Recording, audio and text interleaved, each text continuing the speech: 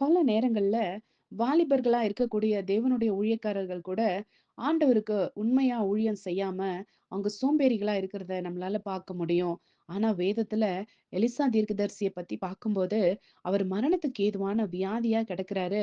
அந்த நேரத்துல இஸ்ரவேலின் ராஜாவாகிய யோவாஸ் அவர்கிட்ட வந்து அழறாரு. அவரு என்ன சொல்லி அழறாருன்னா, என் தகப்பனே, இஸ்ரவேலுக்கு ரதமும் குதிரை வீரருமா இருந்தவரேன்னு அழறாரு. ஆமாங்க, எலிசா தீர்க்கதரிசி சாகர மட்டும் இஸ்ரவேல் தேசத்துக்கே ரதமும் குதிரை வீரருமாய் இருந்திருக்கிறாரு. சாகப்போற நேரத்துல கூட அவர் ராஜாவுக்கு சரியான ஆலோசனை கொடுத்துட்டு அதுக்கப்புறம் தான் அவர் சாகுறாரு. பாருங்க, மரணத்துக்கு ஏதுவான வியாதியில கிடக்குறாரு.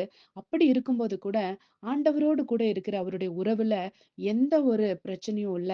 ஆண்டவர்கிட்ட அந்த கடைசி நேரத்துல கூட வார்த்தைய வாங்கி இவருக்கு கொடுக்கிறாரு. என்னென்ன செய்யணும், என்னென்ன செய்யக்கூடாதுன்னு சொல்றாரு. ஆமாங்க.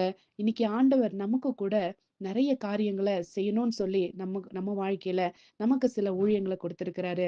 அந்த காரியத்துல நீங்களும் நானும் உண்மையானவர்களா இருக்கிறோமா?